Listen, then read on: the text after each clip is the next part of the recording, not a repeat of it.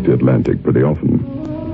I have my favorite ships, you see, and I have a habit of waiting for certain vessels I favor. It may be prejudice, but I was only cheated out of a good passage once in my life. I remember it very well. It was one June, and the Kamchatka was a ship I always loved to travel on. I say was, because she emphatically no longer is. She's uncommonly clean in the run aft. She has enough bluffing off in the bows to keep her dry, and the lower berths are most of them double. She has a lot of advantages, but I won't cross that duck pond in her again. Why? You'll find out. You'll find out the terror that was curtained in the upper berth on the June crossing of the Atlantic that year, when all the drowned souls who ever were endeavored to drag me beyond midnight.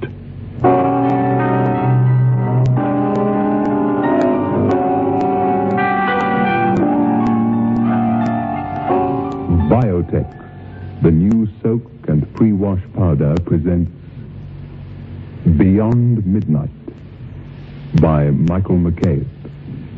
Since Biotex appeared on the market, we've had many endorsements from time to time, and these can be seen in our office. I am broadcasting some of these to you, and will do so as they come to hand. Mrs. M.V. Krause of Fifth Avenue, Pinetown, Natal, wrote and said, "Here's a letter from me of appreciation to the makers of Biotex. I am highly satisfied with Biotex, and have introduced my friends to your product, and so far there has not been one complaint that it does not live up to the claims you make for it. I have two sons aged 2.5 and 1 year. The elder boy gets filthy dirty, and his clothes are pretty much the worse for wear at the end of the day. The baby naturally drags himself about, and his little diapers become very black and dirty at the end of each day, too. The point I'm trying to make with you is that every night I soak these diapers and the elder child's clothing in Biotex, and in the morning, all I have is a slight rubbing and rinsing, and that's it. The name again is Biotex."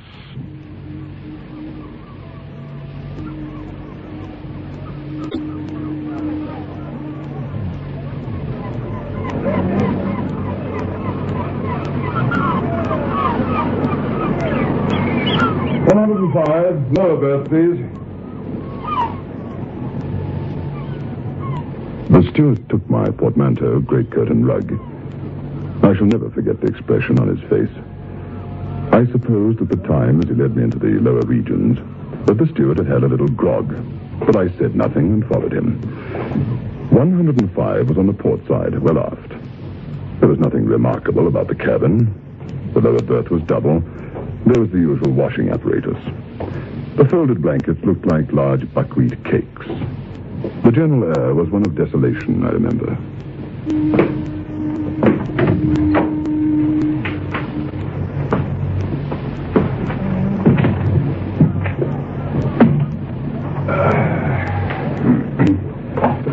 I'll try and make you as comfortable all I can, sir. Thank you. Oh, thank you, sir. So, I hope it'll be a good crossing for you. Well, one passage across the Atlantic is very much like another. Whales and icebergs are always indeed objects of interest. But after all, one whale is very much like another whale. One rarely sees an iceberg at close quarters. I agree, sir. No, one don't. I must say, I'm not looking forward to the first day at sea. People pace the decks and stare at one. Everything's uncertain. No one knows whether the food's going to be good or bad or indifferent. Seasickness. No, I don't like the first day. Not that I'm generally sick, but new sailors, you know. Yeah. Well, sir, if everything... Yes, thanks very much. I'm sure you want to go and look after more passengers now. Oh, thank you, sir. Pleasant trip.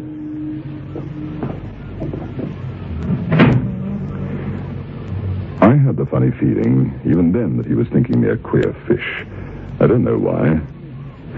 I also felt he didn't like number 105. But I mean, he wasn't going to live in it. I wasn't very keen either, but it didn't worry me unduly. I wasn't very pleased to find I was to have a companion, I have to admit. Before I'd been long in bed that night, he came in too. He was very tall, very pale, very thin, with sandy hair and whiskers. He was overdressed and a bit odd. I didn't like him and made up my mind I'd give him a miss whenever possible. If he rose early, I decided I would rise late, and vice versa. Anyway, I was pretty tired that first night. And perhaps the cabin wouldn't be so bad after all, I thought.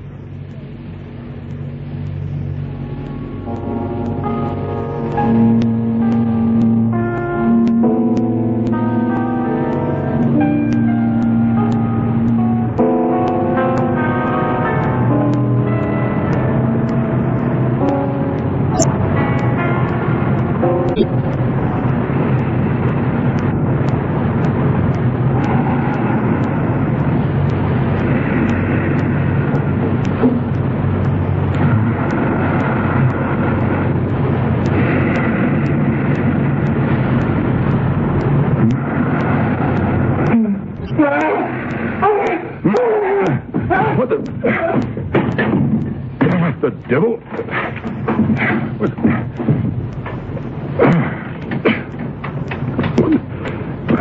What happened to him? Gone. Nightmares?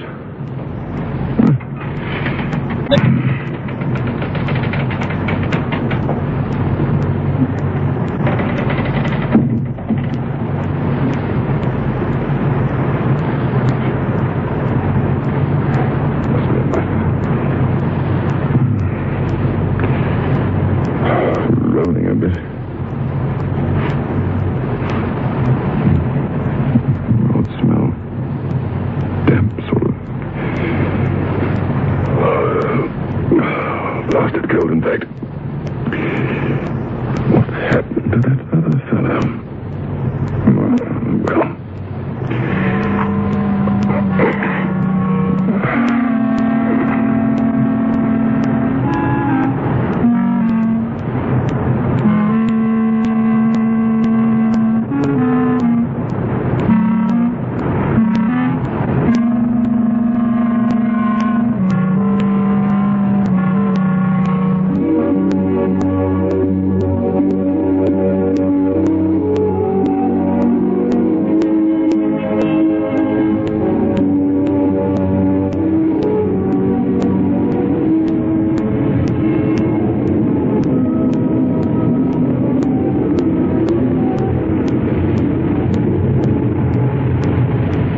Fine morning.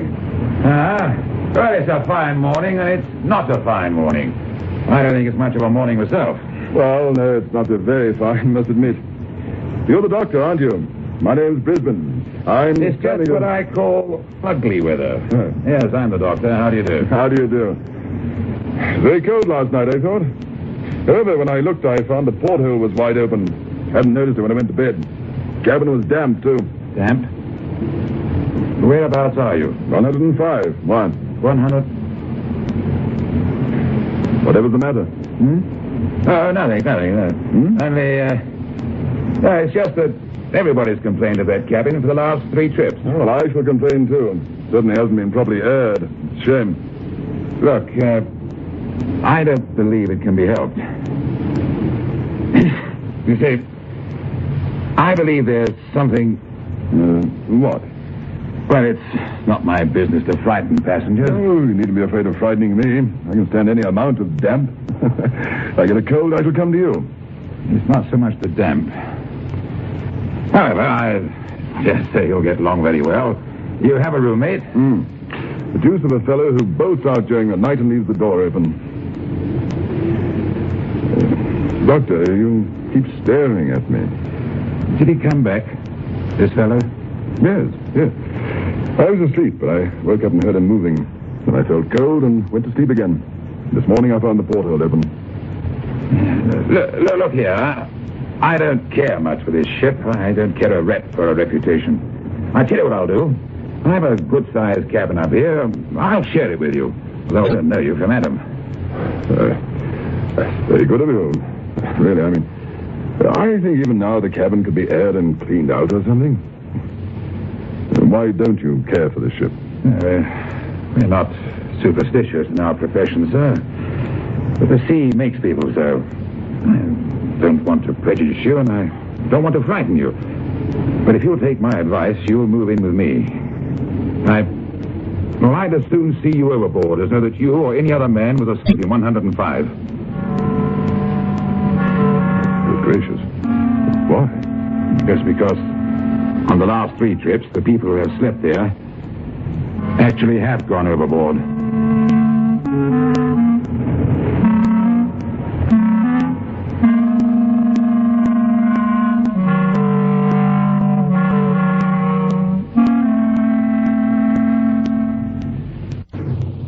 I was sure the doctor wasn't pulling my leg, but I was resolute all the same.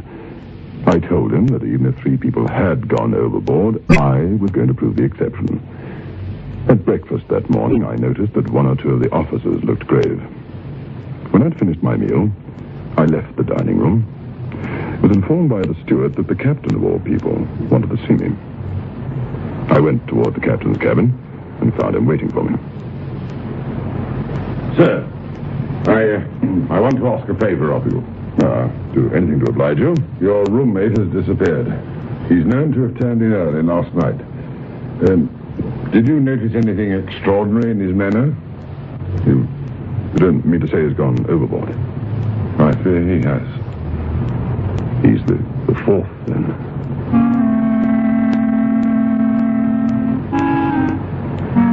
And I told the captain what the doctor had told me. He seemed annoyed. Then I told him what had occurred in the night. He was shocked and looked very grave. What you say coincides almost exactly with what was told to me by the roommates of the 2 of the others who disappeared from 105. They bolt out and down the passage. 2 of them were seen to go overboard by the watch. Nobody, however, saw or heard the man who was lost last night. The others, you searched, of course. Of course. We stopped and lowered the boats, but we found nothing. Now, sir, I beg you not to mention this to any of the other passengers. I don't want the ship to get a bad name, and nothing hangs about the ocean going like stories of suicides. You shall have the choice of the officers' cabins, including mine, for the rest of the trip. Is that a bargain? Yes, but I shan't move, thank you.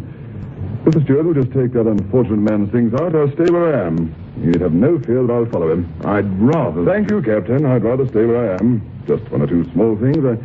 I'd like the room cleaned and aired. I'd like the fastening of the port looked into. The thing was open this morning. Maybe the catch is loose or something. Of course, you've every right to stay where you please, but... Oh, well, hang it, men. I wish you'd let me lock the place up and have done with it. Towards evening, I met the doctor again, and he asked me whether I'd changed my mind. I told him I had not. He didn't say much, just... You will, before long.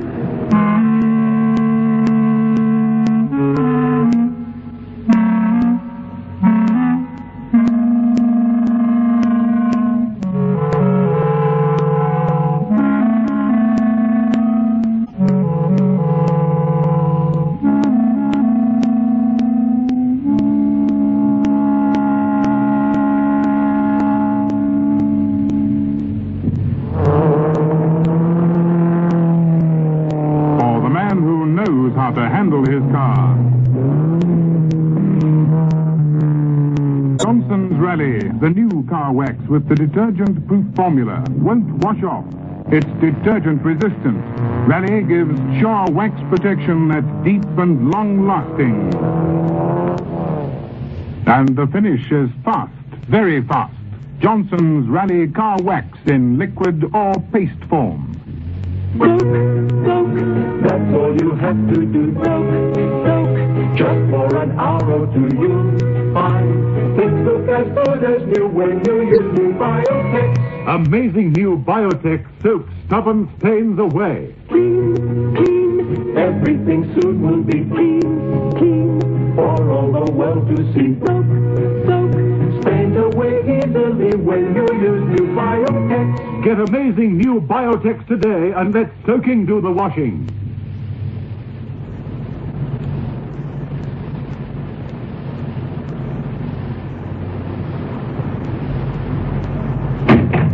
Stewart!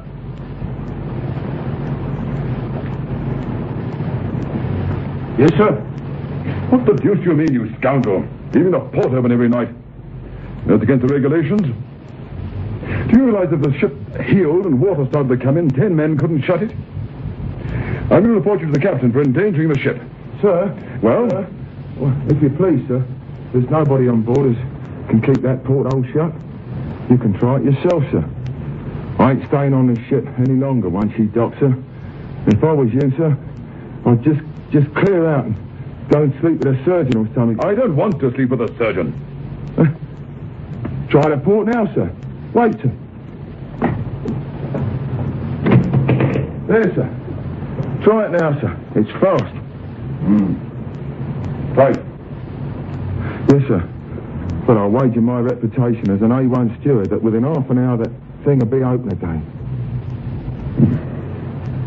If I find it open in the night, I'll give you a $5. It's not possible. $5, did you say, sir? Oh, thank you, sir. Good night, sir. Pleasant repose and all manner of enchanting dreams, sir. Night, sir.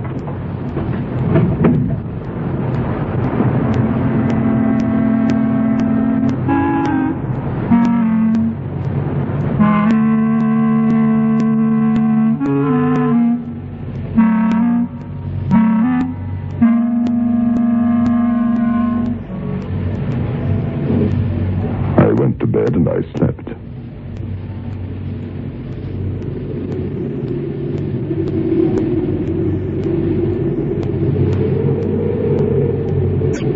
I awoke startled.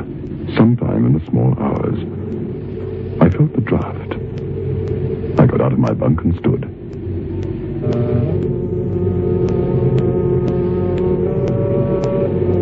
The port was again wide open. It was then I thought I heard someone or something moving behind the closed curtains in the upper berth.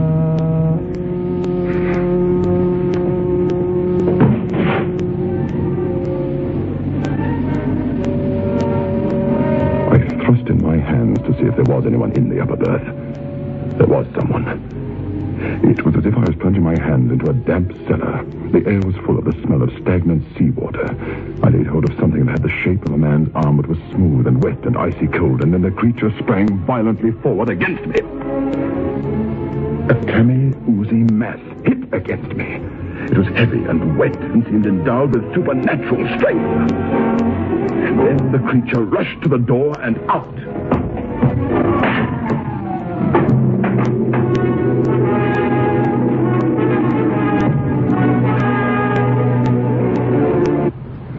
A sort of creeping horror had taken hold of me. But I examined the upper berth once more. By the light of the railway reading light I always carry with me. The bed had been slept in. The smell of the sea was strong, but the bedding was as dry as bone. I did not sleep anymore. I waited for the porthole to open again. It didn't.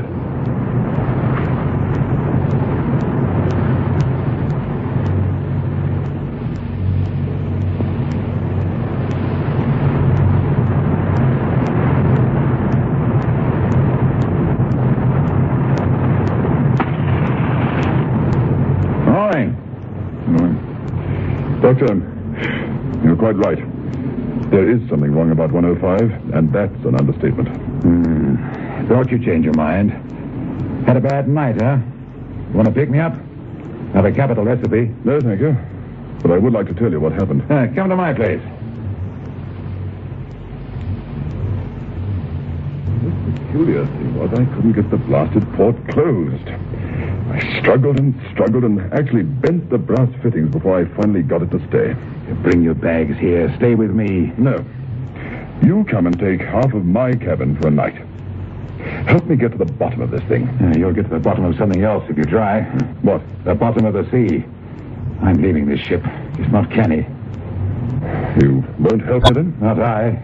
It's my business to cure passengers' ailments, not monkey about with ghosts and things. You really believe it is a ghost? Have you any reasonable explanation of these things to offer? No, you have not. You say you'll find an explanation. Well, I tell you won't, sir, because there isn't one. My dear sir, can you tell me as a man of science that these things can't be explained? I can tell you, and I do.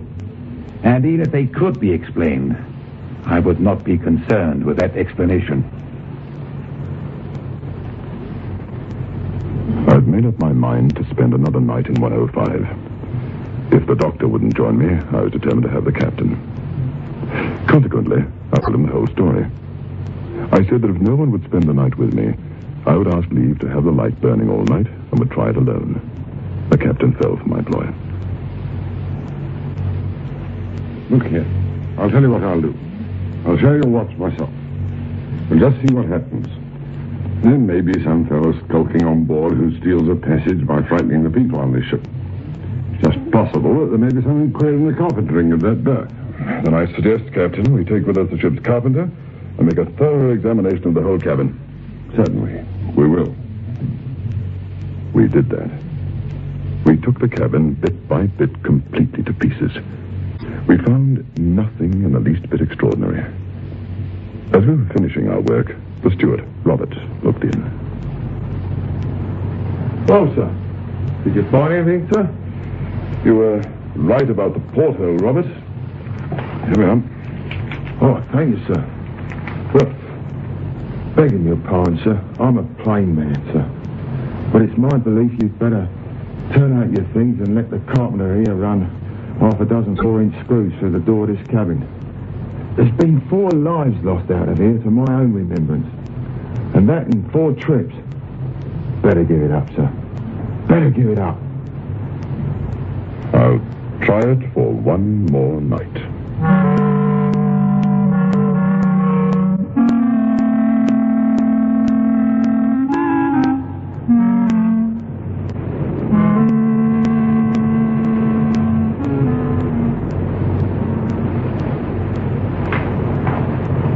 Now, you'll just put your signature to that, Mr. Brisbane?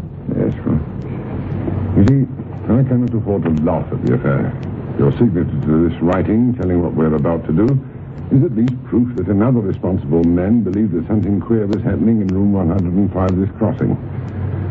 Well, if both of us are all right after this night and we do observe or experience anything uncanny, then you and I together will fill in our experiences and emotions.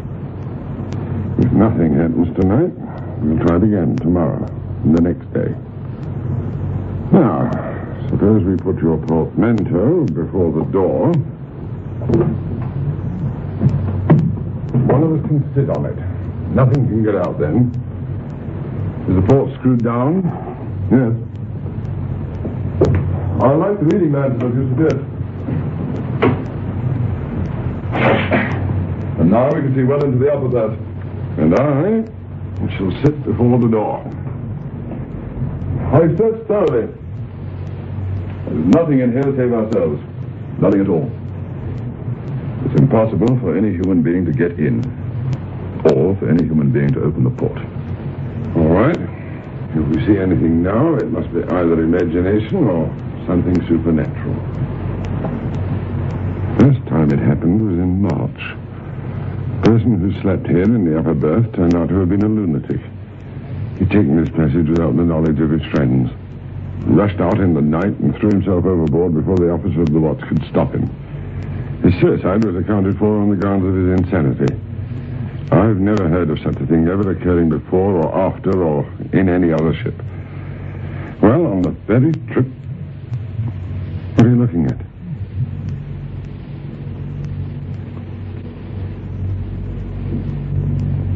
I could not reply. My eyes were riveted upon the porthole. The brass loop nut was beginning to turn very slowly upon the screw. It moves.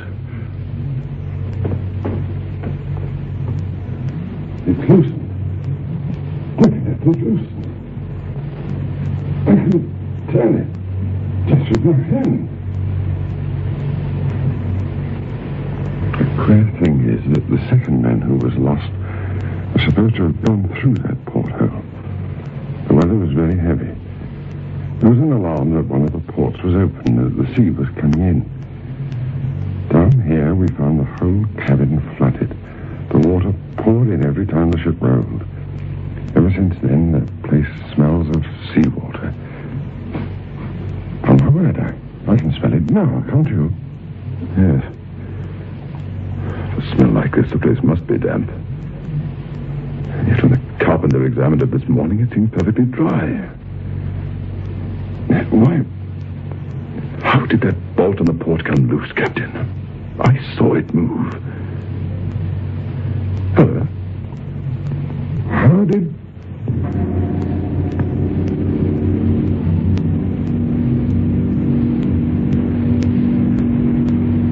My reading lantern, which had been placed in the upper berth, was extinguished.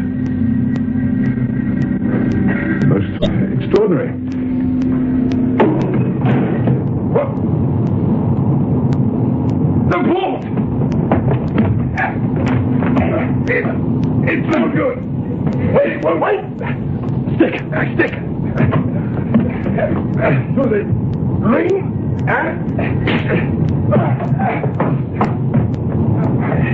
No good. Nothing can close it. Nothing. I'm as good. Brisbane, there's something in the upper berth. Hold the door. He won't escape us, whatever it is. No, wait. And I flung myself across that cabin and seized something which lay in the upper berth. There was something ghostly, horrible beyond words, and it moved in my grip. It was like the body of a man long drowned, and yet it moved and had the strength of 10 men living. Dead white eyes seemed to stare at me out of the dusk. The putrid odor of rank seawater was about it. Shiny hair hung in foul, wet curls over its face. I was wrestling with a dead thing. It wound its corpse's arms around my neck, the living death that was overpowering me.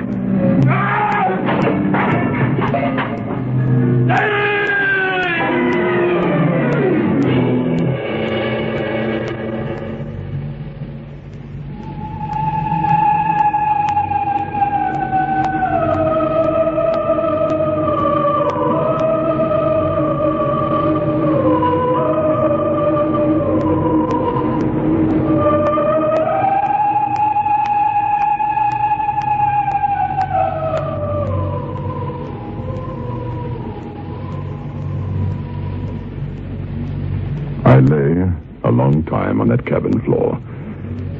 The thing, whatever it was, could only have gone one way out, through the port.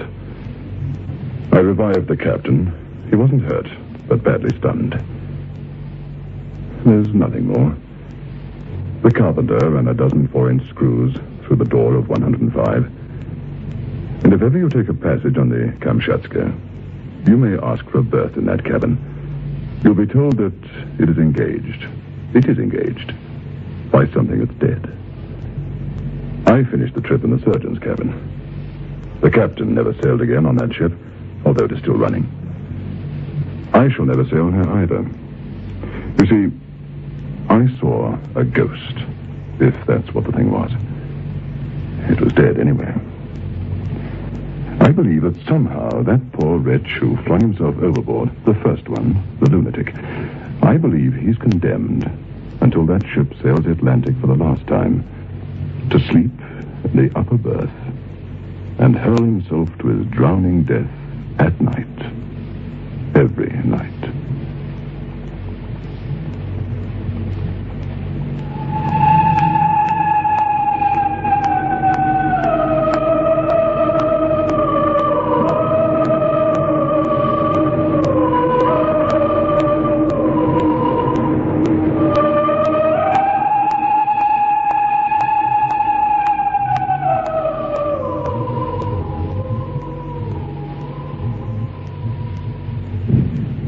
Let's play some music. I feel like dancing. But I thought you had a splitting headache. Oh, that was 5 minutes ago. I've taken Grandpa headache powder since. Grandpa headache powders kill pain, soothe strained nerves, and lift depression.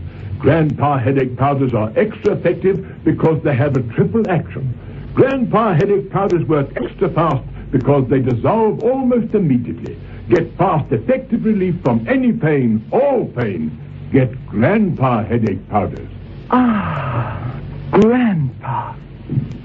Soak, that's all you have to do. Soak, just for an hour or two you'll find this look as good as new when you use new Biotex. Amazing new Biotex acts with a biological action to soak out the stubbornest stains and loosen dirt. New Biotex is great for all textiles and synthetics, whites and colors. It contains no bleach. Get amazing new Biotex today and let soaking do the washing. Beyond Midnight is presented every Friday night at 9:30 by Biotex, the new soak and pre-wash powder. The program is adapted for broadcasting and produced by Michael McCabe.